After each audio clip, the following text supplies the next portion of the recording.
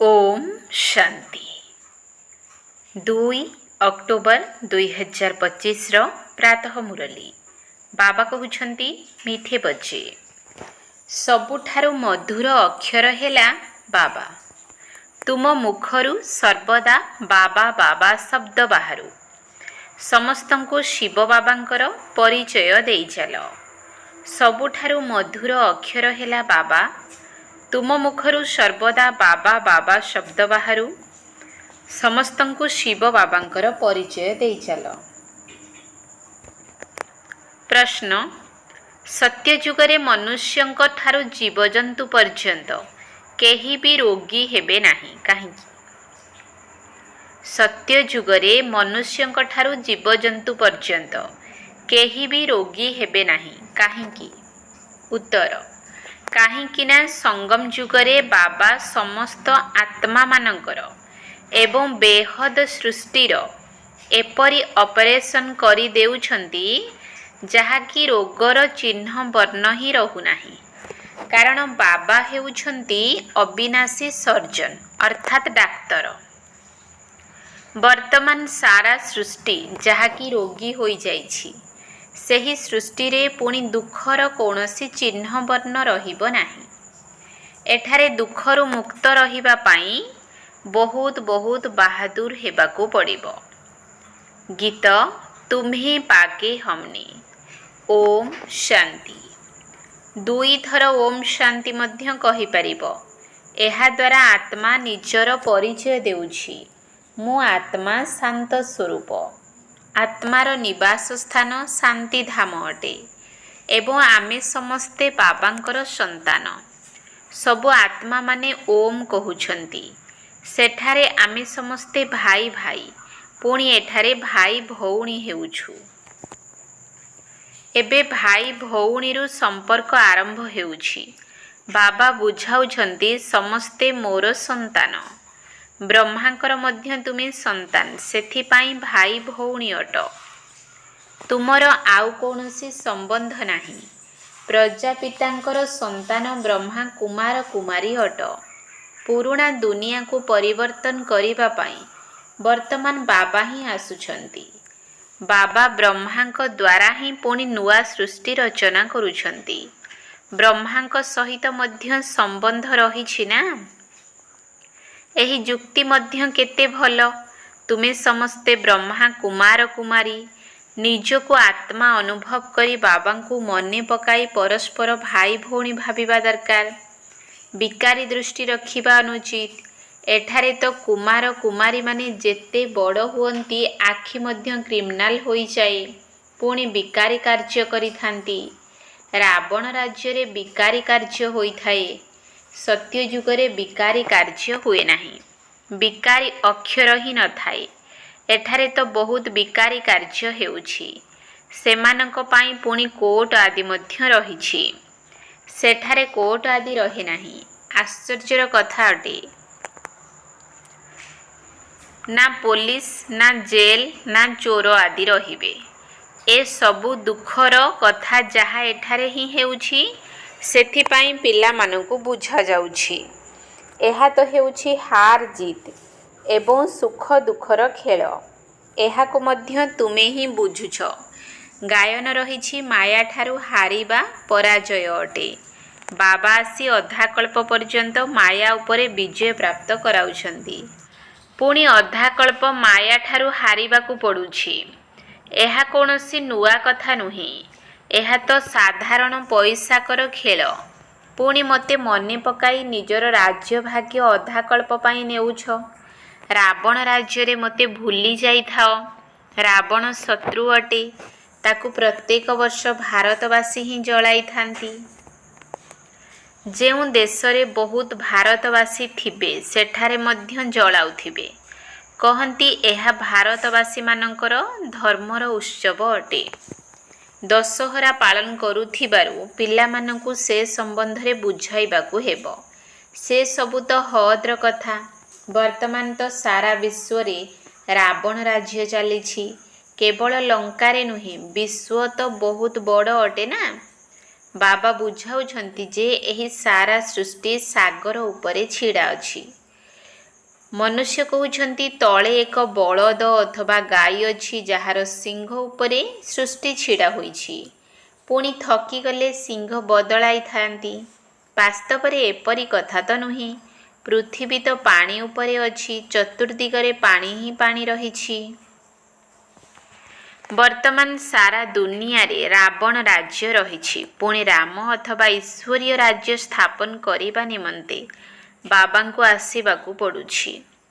କେବଳ ଈଶ୍ୱର କହିବା ଦ୍ୱାରା କହିଦେଉଛନ୍ତି ଯେ ଈଶ୍ୱର ସର୍ବଶକ୍ତିମାନ ଅଟନ୍ତି, ସବୁ କିଛି କରିପାରିବେ।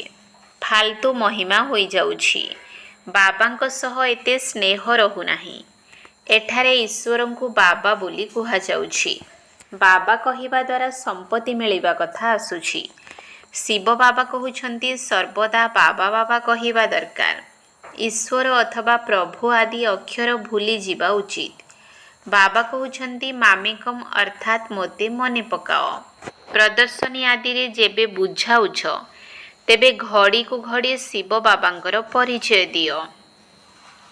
ଏକମାତ୍ର ଶିବ ବାବା ସର୍ବୋଚ୍ଚ ଅଟନ୍ତି, ଯାହାଙ୍କୁ ଗଡ୍ ଫାଦର ବୋଲି କୁହାଯାଉଛି। ବାବା ଅକ୍ଷର ସବୁଠାରୁ ମିଠା ଅଟେ। ଶିବ ବାବା ମୁଖରୁ ବାହାରୁ। ମୁଖ ମନୁଷ୍ୟମାନଙ୍କର ରହିଛି। ଗାଈ ମୁଖରୁ ଏ ଶବ୍ଦ ବାହାରି ପାରିବ ନାହିଁ। ତୁମେ ହେଉଛ ଶିବ ଶକ୍ତି। ତୁମ ମୁଖ କମଳରୁ ଜ୍ଞାନ ଅମୃତ ବାହାରୁଛି। ତୁମର ନାମ ପ୍ରସିଦ୍ଧ କରିବା ପାଇଁ ଗୋମୁଖ କହି ଦେଇଛନ୍ତି। ଗଙ୍ଗା ନିମନ୍ତେ ଏପରି କହିବେ ନାହିଁ। ମୁଖ କମଳରୁ ବର୍ତ୍ତମାନ ଅମୃତ ବାହାରୁଛି। ଜ୍ଞାନ ଅମୃତ ପିଇ ପୁଣି ବିଷ ପିଇ ପାରିବେ ନାହିଁ। ଅମୃତ ପିଇବା ଦ୍ୱାରା ତୁମେ ଦେବତା ହେଉଛ। ଏବେ ମୁଁ ଆସିଛି ଅସୁରମାନଙ୍କୁ ଦେବତା କରାଇବା ପାଇଁ। ତୁମେ ଏବେ ଦୈବୀ ସମ୍ପ୍ରଦାୟ ହେଉଛ। ସଙ୍ଗମ ଯୁଗ କେବେ କିପରି ହେଉଛି ଏକଥା ମଧ୍ୟ କାହାକୁ ଜଣା ନାହିଁ। ତୁମେ ଜାଣିଛ ଯେ ଆମେ ବ୍ରହ୍ମା କୁମାର କୁମାରୀ ପୁରୁଷୋତ୍ତମ ସଙ୍ଗମ ଯୁଗୀ ଅଟୁ। ବାକି ସମସ୍ତ ମନୁଷ୍ୟ କଳି ଯୁଗୀ ଅଟନ୍ତି। ତୁମର ସଂଖ୍ୟା କେତେ କମ୍। ତୁମ ପାଖରେ କଳ୍ପବୃକ୍ଷର ଜ୍ଞାନ ମଧ୍ୟ ରହିଛି। ବୃକ୍ଷ ପ୍ରଥମେ ଛୋଟ ହୋଇ ପରେ ବୃଦ୍ଧି ହୋଇଥାଏ। କେତେ ଉଦ୍ଭାବନ ବାହାର କରୁଛନ୍ତି ଯେ ପିଲା କିପରି କମ୍ ଜନ୍ମ ହେବେ। କିନ୍ତୁ ମନୁଷ୍ୟ କିଛି ଚାହୁଁଛି, ହେଉଛି ଅନ୍ୟ କିଛି। ସମସ୍ତଙ୍କର ମୃତ୍ୟୁ ତ ହେବ ନିଶ୍ଚୟ। ମନେକର ଫସଲ ବହୁତ ଭଲ ହୋଇଥିବ, କିନ୍ତୁ ଅଧିକ ବର୍ଷା ହେବା ଦ୍ୱାରା କେତେ କ୍ଷତି ହୋଇଯାଉଛି। ପ୍ରାକୃତିକ ବିପର୍ଯ୍ୟୟକୁ ତ କେହି ଜାଣିନଥାନ୍ତି। ଏଠାରେ ତ କୌଣସି କଥାର ଠିକଣା ନାହିଁ। କେଉଁଠି କେଉଁଠି ଫସଲ ଉପରେ ଯଦି ବରଫ ପଡ଼ୁଛି ତେବେ କେତେ କ୍ଷତି ହୋଇଯାଉଛି। ବର୍ଷା ନହେଲେ ମଧ୍ୟ କ୍ଷତି। ଏହାକୁ ପ୍ରାକୃତିକ ବିପର୍ଯ୍ୟୟ କୁହାଯାଉଛି। ଏସବୁ ତ ବହୁତ ହେବ। ଏଥିରୁ ବଞ୍ଚିବା ନିମନ୍ତେ ବହୁତ ବାହାଦୁର ହେବାକୁ ପଡ଼ିବ। କାହାର ଅପରେସନ ହେଲେ କେତେକ ଏସବୁ ଦେଖିପାରନ୍ତି ନାହିଁ। ଦେଖିବା ମାତ୍ରେ ହିଁ ବେହୁଶ ହୋଇଯାଆନ୍ତି। ବର୍ତ୍ତମାନ ଏହି ସାରା ଛି ଛି ବିକାରୀ ସୃଷ୍ଟିର ଅପରେସନ ହେବ। ବାବା କହୁଛନ୍ତି ମୁଁ ଆସି ସମସ୍ତଙ୍କର ଅପରେସନ କରୁଛି। ବର୍ତ୍ତମାନ ସମଗ୍ର ସୃଷ୍ଟି ରୋଗୀ ହୋଇଯାଇଛି। ବାବାଙ୍କର ନାମ ମଧ୍ୟ ଅବିନାଶୀ ସର୍ଜନ ଅଟେ। ସେ ସାରା ବିଶ୍ୱର ଅପରେସନ କରିଦେବେ। ଫଳରେ ବିଶ୍ୱବାସୀଙ୍କୁ କେବେ ଦୁଃଖ ହେବ ନାହିଁ। କେତେ ବଡ଼ ସର୍ଜନ ଅଟନ୍ତି। ଆତ୍ମାମାନଙ୍କର ଅପରେସନ ସହିତ ବେହଦ ସୃଷ୍ଟିର ମଧ୍ୟ ଅପରେସନ କରିବା ବାଲା ଅଟନ୍ତି। ସେଠାରେ ମନୁଷ୍ୟ କ'ଣ ଜୀବଜନ୍ତୁ ମଧ୍ୟ ରୋଗୀ ହେବେ ନାହିଁ। ବାବା ବୁଝାଉଛନ୍ତି ମୋର ଏବଂ ପିଲାମାନଙ୍କର ଅଭିନୟ କ'ଣ। ଏହାକୁ କୁହାଯାଉଛି ରଚନାର ଆଦି ମଧ୍ୟ ଅନ୍ତର ଜ୍ଞାନ, ଯାହା ତୁମେ ହିଁ ଗ୍ରହଣ କରୁଛ। ପିଲାମାନଙ୍କର ପ୍ରଥମେ ଏହି ଖୁସି ରହିବା ଉଚିତ। ଆଜି ସଦ୍ଗୁରୁବାର ଅଟେ। ସର୍ବଦା ସତ କହିବା ଉଚିତ। ବ୍ୟାପାରରେ ମଧ୍ୟ କହିଥାନ୍ତି ନା, ସତ୍ୟ କୁହ, ଠକାମି କର ନାହିଁ। ତଥାପି ଲୋଭଗ୍ରସ୍ତ ହୋଇ ଅଧିକ ଦାମ କହି ସଉଦା କରିଥାନ୍ତି। କେହି କେବେ ସତ୍ୟ କହୁନାହାନ୍ତି, ମିଛ ହିଁ ମିଛ କହୁଛନ୍ତି। ସେଥିପାଇଁ ସତକୁ ମନେ ପକାଉଛନ୍ତି। କହନ୍ତି ନା ସତ୍ ନାମ ସଙ୍ଗ ହେ।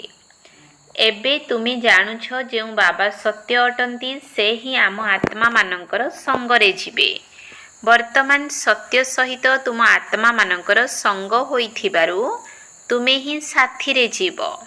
ତୁମେମାନେ ଜାଣିଛ ଯେ ଶିବ ବାବା ଆସିଛନ୍ତି, ଯାହାଙ୍କୁ ଟ୍ରୁଥ୍ ବା ସତ୍ୟ ବୋଲି କୁହାଯାଉଛି। ସେ କଳ୍ପରେ ଥରେ ମାତ୍ର ଆମ ଆତ୍ମାମାନଙ୍କୁ ପବିତ୍ର କରାଇ ସାଥିରେ ନେଇଯିବେ। ସତ୍ୟ ଯୁଗରେ ଏପରି କହନ୍ତି ନାହିଁ ଯେ ରାମ ରାମ ସଙ୍ଗ କର ବା ସତନାମ ସଙ୍ଗ କର। ନା, ବାବା କହୁଛନ୍ତି ଏବେ ମୁଁ ତୁମମାନଙ୍କ ପାଖକୁ ଆସିଛି, ନୟନ ଉପରେ ବସାଇ ନେଇଯିବି। ଏହା ନୟନ ନୁହେଁ, ତୃତୀୟ ନେତ୍ର। ତୁମେ ଜାଣିଛ ବର୍ତ୍ତମାନ ବାବା ଆସିଛନ୍ତି, ସାଥିରେ ନେଇଯିବେ। ଶଙ୍କରଙ୍କର ବରଯାତ୍ରୀ ନୁହେଁ, ଏହା ଶିବ ସନ୍ତାନମାନଙ୍କର ବରଯାତ୍ରୀ ଅଟେ। ସେ ପତିମାନଙ୍କର ପତି ମଧ୍ୟ ଅଟନ୍ତି। କହୁଛନ୍ତି ତୁମେ ସମସ୍ତେ କନ୍ୟା ଅଟ, ମୁଁ ବର ଅଟେ। ତୁମେ ସମସ୍ତେ ପ୍ରେମିକା ଅଟ, ମୁଁ ହେଉଛି ପ୍ରେମିକ। ପ୍ରେମିକ ଜଣେ ଥାନ୍ତି ନା। ତୁମେମାନେ ଅଧା କଳ୍ପରୁ ମୁଁ ପ୍ରେମିକର ପ୍ରେମିକା ହୋଇଛ।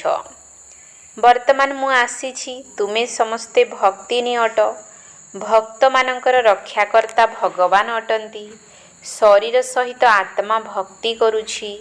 ସତ୍ୟଯୁଗ ତ୍ରେତାରେ ଭକ୍ତି ନଥାଏ। ଭକ୍ତିର ଫଳ ସତ୍ୟଯୁଗରେ ଭୋଗ କରୁଛ, ଯାହା ବର୍ତ୍ତମାନ ପିଲାମାନଙ୍କୁ ଦିଆଯାଉଛି। ସେ ତୁମର ପ୍ରେମିକ ଅଟନ୍ତି, ଯିଏକି ତୁମକୁ ସାଥିରେ ନେଇଯିବେ। ପୁଣି ତୁମେ ନିଜର ପୁରୁଷାର୍ଥ ଅନୁସାରେ ରାଜ୍ୟ ଭାଗ୍ୟ ନେବ। ଏକଥା କେଉଁଠାରେ ମଧ୍ୟ ଲେଖାଯାଇ ନାହିଁ। କହନ୍ତି ଶଙ୍କର ପାର୍ବତୀଙ୍କୁ ଅମର କଥା ଶୁଣାଇଥିଲେ। ତୁମେ ସମସ୍ତେ ପାର୍ବତୀ ଅଟ, ମୁଁ କଥା ଶୁଣାଉଥିବା ଅମରନାଥ ଅଟେ। ଜଣକୁ ହିଁ ଅମରନାଥ କୁହାଯାଉଛି। ଶିବ ବାବା ସର୍ବୋଚ୍ଚ ଅଟନ୍ତି। ତାଙ୍କର ତ ନିଜର ଦେହ ନାହିଁ। କହୁଛନ୍ତି ମୁଁ ଅମରନାଥ, ତୁମମାନଙ୍କୁ ଅମର କଥା ଶୁଣାଉଛି। ଶଙ୍କର ପାର୍ବତୀ ଏଠାରେ କେଉଁଠୁ ଆସିଲେ? ସେମାନେ ସୂକ୍ଷ୍ମ ବଦନରେ ହିଁ ରହିଛନ୍ତି, ଯେଉଁଠି ସୂର୍ଯ୍ୟ ଚନ୍ଦ୍ରଙ୍କର ଆଲୋକ ମଧ୍ୟ ରହେ ନାହିଁ। ସତ୍ୟ ବାବା ଏବେ ତୁମକୁ ସତ୍ୟ କଥା ଶୁଣାଉଛନ୍ତି। ବାବାଙ୍କ ବିନା ସତ୍ୟ କଥା କେହି ଶୁଣାଇ ପାରିବେ ନାହିଁ। ଏକଥା ମଧ୍ୟ ଜାଣିଛ ଯେ ବିନାଶ ହେବାରେ ସମୟ ଲାଗୁଛି। କେତେ ବଡ଼ ଦୁନିଆ ଅଟେ। କେତେ ଘରଦ୍ୱାର ସବୁ ମାଟିରେ ମିଶିଯିବ। ଭୂମିକମ୍ପରେ କେତେ କ୍ଷତି ହେଉଛି, କେତେ ମରୁଛନ୍ତି। ବାକି ତୁମର ଛୋଟ ଗଛଟିଏ ରହିବ, ଅର୍ଥାତ୍ ଜନସଂଖ୍ୟା ବହୁତ କମ୍ ରହିବେ। ଦିଲ୍ଲୀ ପରିସ୍ଥାନ ହୋଇଯିବ। ଗୋଟିଏ ହିଁ ପରିସ୍ଥାନରେ ଲକ୍ଷ୍ମୀ ନାରାୟଣଙ୍କର ରାଜ୍ୟ ଚାଲିଥାଏ। କେତେ ବଡ଼ ବଡ଼ ମହଲ ହେବ। ଏବେ ବେହଦ୍ର ସମ୍ପତ୍ତି ମିଳୁଛି। ତୁମକୁ କିଛି ଖର୍ଚ୍ଚ କରିବାକୁ ପଡ଼ୁନାହିଁ। ବାବା କହୁଛନ୍ତି ଏହାଙ୍କ ସମୟରେ କେତେ ଶସ୍ତାରେ ଶସ୍ୟ ମିଳୁଥିଲା। ତେବେ ଚିନ୍ତା କର ସତ୍ୟ ଯୁଗରେ ଖାଦ୍ୟଶସ୍ୟ କେତେ ଶସ୍ତା ହେବ। ଦିଲ୍ଲୀ ପରି ଜଣ ଜଣଙ୍କର ଘର ଏବଂ ଜାଗା ରହିବ। ମିଠା ନଦୀ କୂଳରେ ତୁମର ରାଜ୍ୟ ଚାଲିବ। ଜଣ ଜଣଙ୍କର କ'ଣ ନ ରହିବ, ସର୍ବଦା ଅନ୍ନ ମିଳିବ। ସେଠାକାର ଫଳ ଫୁଲ ମଧ୍ୟ କେତେ ବଡ଼ ବଡ଼ ହେବ। ସାକ୍ଷାତକାରରେ ଦେଖୁଛ, ତୁମେ ସୁବିରସ ପିଇକରି ଆସୁଛ। କହୁଥିଲେ ସେଠାରେ ମାଳି ଅଛନ୍ତି। ମାଳି ତ ନିଶ୍ଚୟ ବୈକୁଣ୍ଠରେ ବା ନଦୀ କୂଳରେ ରହିବେ। ସେଠାରେ କେତେ କମ୍ ଲୋକ ରହିବେ। କେଉଁଠି ବର୍ତ୍ତମାନ ଏତେ କୋଟି ମନୁଷ୍ୟ, କେଉଁଠି ପୁଣି 9 ଲକ୍ଷ ରହିବେ ଏବଂ ସାରା ବିଶ୍ୱ ହିଁ ତୁମର ହୋଇଯିବ। ବାବା ଏପରି ରାଜତ୍ୱ ଦେଉଛନ୍ତି ଯାହାକୁ ଆମ ପାଖରୁ କେହି ଛଡ଼ାଇ ନେଇପାରିବେ ନାହିଁ। ଧରିତ୍ରୀ ଆକାଶ ସବୁର ତୁମେ ମାଲିକ ହେବ। ଗୀତ ମଧ୍ୟ ପିଲାମାନେ ଶୁଣିଲେ। ଏପରି 6-8ଟି ଗୀତ ଅଛି, ଯାହାକୁ ଶୁଣିବା ଦ୍ୱାରା ଖୁସିର ନିଶା ଚଢ଼ିଥାଏ। ଦେଖ ଯଦି ସ୍ଥିତି ବିଗିଡ଼ି ଯାଇଛି, ତେବେ ଗୀତ ବଜାଇ ଦିଅ। ଏହା ହେଲା ଖୁସିର ଗୀତ। ତୁମେ ତ ଅର୍ଥ ମଧ୍ୟ ଜାଣିଛ। ନିଜକୁ ହର୍ଷିତ ମୁଖ କରାଇବା ପାଇଁ ବାବା ବହୁତ ଯୁକ୍ତି ବତାଉଛନ୍ତି। ବାବାଙ୍କୁ ଲେଖୁଛନ୍ତି, ବାବା ଏତେ ଖୁସି ରହୁନାହିଁ, ମାୟାର ତୋଫାନ ଆସୁଛି। ଆରେ ମାୟାର ତୋଫାନ ଆସିଲେ ତୁମେ ବାଜା ବଜାଅ। ଖୁସି ନିମନ୍ତେ ବଡ଼ ବଡ଼ ମନ୍ଦିର ଦ୍ୱାରରେ ବାଜା ବାଜିଥାଏ।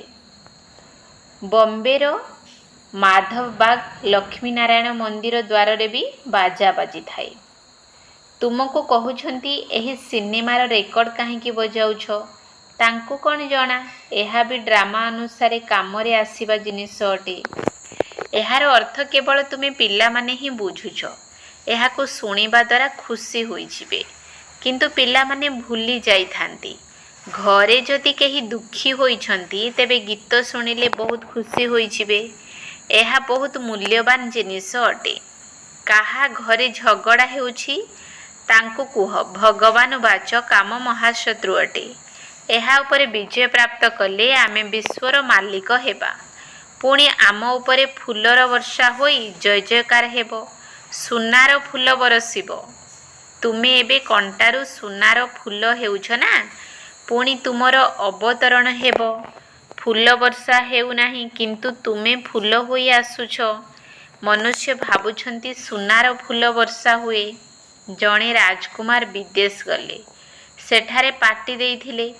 ତାଙ୍କ ପାଇଁ ସୁନାର ଫୁଲ ଗଢ଼ାଇଥିଲେ। ସମସ୍ତଙ୍କ ଉପରେ ସୁନାର ଫୁଲ ବର୍ଷା କଲେ। ଖୁସିରେ ଏତେ ଖାତିର କଲେ। ଖାଣ୍ଟି ସୁନାର ଫୁଲ ଗଢ଼ାଇଥିଲେ।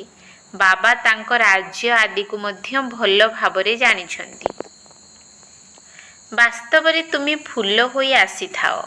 ସୁନାର ଫୁଲ ହୋଇ ତୁମେ ଉପରୁ ଓହ୍ଲାଉଛ। ତୁମ ପିଲାମାନଙ୍କୁ ବିଶ୍ୱ ବାଦଶାହୀର କେତେ ଲଟେରୀ ମିଳୁଛି। ଯେପରି ଲୌକିକ ପିତା ନିଜ ସନ୍ତାନଙ୍କୁ କହିଥାନ୍ତି, ତୁମ ପାଇଁ ଏସବୁ ଜିନିଷ ଆଣିଛି, ତେବେ ସନ୍ତାନ କେତେ ଖୁସି ହୋଇଥାଏ। ବାବା ମଧ୍ୟ କହୁଛନ୍ତି, ପିଲାମାନେ ମୁଁ ତୁମ ପାଇଁ ସ୍ୱର୍ଗ ଆଣିଛି। ତୁମେ ସେଠାରେ ରାଜତ୍ୱ କରିବ, ତେଣୁ କେତେ ଖୁସି ହେବା ଉଚିତ। କାହାକୁ ଛୋଟ ଉପହାର ଦେଲେ କହିଥାନ୍ତି, ବାବା ଆପଣ ତ ଆମକୁ ବିଶ୍ୱର ବାଦଶାହୀ ଦେଉଛନ୍ତି, ଏହି ଉପହାର କ'ଣ ହେବ? ବାବା କହୁଛନ୍ତି, ଆରେ ଶିବ ବାବାଙ୍କର ସ୍ମୃତି ଥିବା ଜିନିଷ ସଙ୍ଗରେ ରହିଲେ ତ ଶିବ ବାବା ମନେ ରହିବେ ଏବଂ ତୁମକୁ ମଧ୍ୟ ପଦମ୍ର ଭାଗ୍ୟ ମିଳିଯିବ। ଆଚ୍ଛା, ମିଠା ମିଠା ଶିକିଲଧେ ସନ୍ତାନମାନଙ୍କ ପ୍ରତି ମାତା ପିତା ବାପ ଦାଦାଙ୍କର ମଧୁର ସ୍ନେହ ସମ୍ପନ୍ନ ଶୁଭେଚ୍ଛା ଏବଂ ସୁପ୍ରଭାତ। ଆତ୍ମିକ ପିତାଙ୍କର ଆତ୍ମିକ ସନ୍ତାନମାନଙ୍କୁ ନମସ୍ତେ। ଆତ୍ମିକ ସନ୍ତାନମାନଙ୍କର ଆତ୍ମିକ ବାପ ଦାଦାଙ୍କୁ ନମସ୍ତେ ନମସ୍ତେ ନମସ୍ତେ। ସୁପ୍ରଭାତ। ଧାରଣା ପାଇଁ ମୁଖ୍ୟ ସାର। 1 ନମ୍ବର ପଏଣ୍ଟ, ସତ୍ୟ ପିତାଙ୍କ ସଙ୍ଗରେ ଘରକୁ ଫେରି ଯିବାକୁ ହେବ। ସେଥିପାଇଁ ସର୍ବଦା ସଚ୍ଚା ହୋଇ ରହିବାକୁ ହେବ। କେବେ ହେଲେ ମିଛ କହିବାର ନାହିଁ। ସତ୍ୟ ପିତାଙ୍କର ସଙ୍ଗରେ ଘରକୁ ଫେରି ଯିବାକୁ ହେବ। ସେଥିପାଇଁ ସର୍ବଦା ସଚ୍ଚା ହୋଇ ରହିବାକୁ ହେବ। କେବେ ହେଲେ ମିଛ କହିବାର ନାହିଁ। 2 ନମ୍ବର ପଏଣ୍ଟ, ଆମେ ବ୍ରହ୍ମା ବାବାଙ୍କର ସନ୍ତାନ ପରସ୍ପର ଭାଇ ଭଉଣୀ ଅଟୁ। ସେଥିପାଇଁ କୌଣସି ବିକାରୀ କାର୍ଯ୍ୟ କରିବାର ନାହିଁ। ଭାଇ ଭାଇ ଏବଂ ଭାଇ ଭଉଣୀ ବ୍ୟତୀତ ଅନ୍ୟ କୌଣସି ସମ୍ବନ୍ଧର ସ୍ମୃତି ନ ରହୁ। ଆମେ ବ୍ରହ୍ମା ବାବାଙ୍କର ସନ୍ତାନ ପରସ୍ପର ଭାଇ ଭଉଣୀ ଅଟୁ। ସେଥିପାଇଁ କୌଣସି ବିକାରୀ କାର୍ଯ୍ୟ କରିବାର ନାହିଁ। ଭାଇ ଭାଇ ଏବଂ ଭାଇ ଭଉଣୀ ବ୍ୟତୀତ ଅନ୍ୟ କୌଣସି ସମ୍ବନ୍ଧ ସ୍ମୃତିରେ ନ ରହୁ। ବରଦାନ। ଯୋଗର ଶକ୍ତି ଦ୍ୱାରା ନିଜର ବା ଅନ୍ୟମାନଙ୍କର ଶ୍ରେଷ୍ଠ ପୁରୁଷାର୍ଥର ଗତିବିଧିକୁ ଜାଣିପାରୁଥିବା ମାଷ୍ଟର ତ୍ରିକାଳଦର୍ଶୀ ଭବ।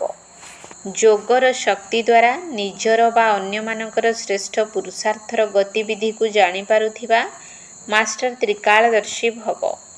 ଯେପରି ବୈଜ୍ଞାନିକମାନେ ପୃଥିବୀ ପୃଷ୍ଠରୁ ମହାକାଶକୁ ଯାଉଥିବା ମହାକାଶଯାତ୍ରୀମାନଙ୍କର ସମସ୍ତ ଗତିବିଧିକୁ ଜାଣିପାରନ୍ତି, ସେହିପରି ତୁମେ ତ୍ରିକାଳଦର୍ଶୀ ପିଲାମାନେ ଶାନ୍ତିର ଶକ୍ତି ଅର୍ଥାତ୍ ଯୋଗର ଶକ୍ତି ଦ୍ୱାରା ନିଜର ବା ଅନ୍ୟମାନଙ୍କର ଶ୍ରେଷ୍ଠ ପୁରୁଷାର୍ଥ ବା ସ୍ଥିତିର ଗତିବିଧିକୁ ସ୍ପଷ୍ଟ ଜାଣିପାରିବ। ଦିବ୍ୟ ବୁଦ୍ଧି ସମ୍ପନ୍ନ ହେବା ଦ୍ୱାରା ଯୋଗର ଶୁଦ୍ଧ ସଂକଳ୍ପରେ ସ୍ଥିତ ହେବା ଦ୍ୱାରା ତ୍ରିକାଳଦର୍ଶୀ ଭବର ବରଦାନ ପ୍ରାପ୍ତ ହୋଇଥାଏ ଏବଂ ନୂଆ ନୂଆ ଯୋଜନାଗୁଡ଼ିକୁ କାର୍ଯ୍ୟକାରୀ କରିବା ପାଇଁ ସ୍ୱତଃ ଭାବରେ ବୁଦ୍ଧିରେ ପ୍ରକଟ ହୋଇଯାଏ। ସ୍ଲୋଗାନ। ଯଦି ସମସ୍ତଙ୍କର ସହଯୋଗୀ ହେବ ତେବେ ସମସ୍ତଙ୍କଠାରୁ ସ୍ୱତଃ ସ୍ନେହ ପ୍ରାପ୍ତ ହୋଇଚାଲିବ। ଯଦି ସମସ୍ତଙ୍କର ସହଯୋଗୀ ହେବ ତେବେ ସମସ୍ତଙ୍କଠାରୁ ସ୍ୱତଃ ସ୍ନେହ ପ୍ରାପ୍ତ ହୋଇ ଚାଲିବ। ଅବ୍ୟକ୍ତ ଇଶାରା। ନିଜ ପ୍ରତି ଏବଂ ସମସ୍ତଙ୍କ ପ୍ରତି ନିଜର ସଂକଳ୍ପ ଦ୍ୱାରା ଯୋଗର ଶକ୍ତିଗୁଡ଼ିକୁ ପ୍ରୟୋଗ କର। କେହି ବି ଏଭଳି କହିପାରିବେ ନାହିଁ ଯେ ମୋତେ ତ ସେବାର ସୁଯୋଗ ମିଳୁନାହିଁ। ଯଦି କେହି ବାଣୀ ଦ୍ୱାରା ସେବା କରିପାରୁନାହିଁ ତେବେ ନିଜର ମାନସିକ ସ୍ଥିତିର ବାୟୁମଣ୍ଡଳ ଦ୍ୱାରା ସୁଖର ବୃତ୍ତି ସୁଖମୟ ସ୍ଥିତି ଦ୍ୱାରା ସେବା କର। ଯଦି ସ୍ୱାସ୍ଥ୍ୟ ଠିକ୍ ନାହିଁ ତେବେ ଘରେ ବସି ମଧ୍ୟ ସହଯୋଗୀ ହୁଅ। ଏଥିପାଇଁ କେବଳ ମନ ଭିତରେ ଶୁଦ୍ଧ ସଂକଳ୍ପର ଷ୍ଟକ୍ ଜମା କର। ଶୁଭ ଭାବନାରେ ସମ୍ପନ୍ନ ହୁଅ। ଓମ୍ ଶାନ୍ତି।